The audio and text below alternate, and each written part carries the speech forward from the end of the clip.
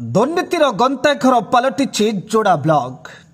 Tender होइथिबा कोटी कोटी टंका चलु करिथिबा पारी हेउछि। 7 वर्ष हेला रास्ता निर्माण पई फलक लागिछि, किंतु आज पर्यंत रास्ता निर्माण कार्य आरंभ होई पारु नहीं। 10 किलोमीटर रास्ता बाबद को 23 कोटी 22 लक्ष 18 हजार टंका जिला खनिज पांठि तरफ मिलिथिला, किंतु एते टंकार दुर्नीति होइथिले मध्य वर्तमान सुधा ठिका संस्था और सरकारी अधिकारी उपरे कौनसी प्रकार कार्यानुष्ठान हेबा परि गंध हेउ नाही। सूचना अनुसार बामेबारी ठारू गुरुड़ा पर्यंत प्राय 10 किलोमीटर दूर एही रास्तार निर्माण पई 2017 रु काम आरंभ होइथिला।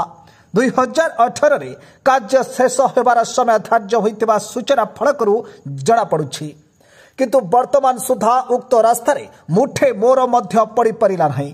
बामबारी ठारू गुरुडा सुंदरगढ़ सीमा पर्यंत जो 10 किलोमीटर रास्ता 2017 मसीह माने टेंडर होईछि, किंतु भंजदेव कंस्ट्रक्शन कामटी नहीं थिले, किंतु अति परितापर विषय काम दिने भी हो पारा नहीं। आउ विभागीय अधिकारी आउ कंट्राक्टर उभय मधुचंद्रिकार खेल करुचंती, जहा फल रास्ता अधा पैंतरिया भांगिकी पड़ी। तेबे जोड़ा ब्लॉक रे एपरी अनेक जगार दुर्नीति होइथिबा गंध हेउछि, किंतु केबे दुर्नीतिग्रस्त ऑफिसर उपरे कार्यानुष्ठान ग्रहण कराहेबो ताहा देखिबाको बाकी रहिला। एपटे उक्त रास्ताटी जोड़ा ब्लॉक 19 पंचायत मध्य सबुठारु धनी पंचायत पलसा ग्राम पंचायत रास्ता। उक्त पंचायत वर्तमान विधायक सनातन महाकुड़ 2014 रु 2019 पर्यंत विधायक थिले।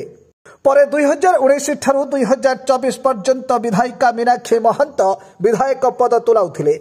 वर्तमान पुणी थे सनातन महाकुड़ विधायक पद तुलाउथिबा सत्ते तांकर निजस्व ग्राम पंचायत रे एपरी महा दुर्नीति होइथिबा गंध हेउछि। एणु स्पष्ट भाव में बारी हेउछि जे थरे नेता हेले पर्याप्त संपत्ति बा संपत्तिर मालिक हेबार सुजोग मिलिथाए। Bureau report, GSP Odia.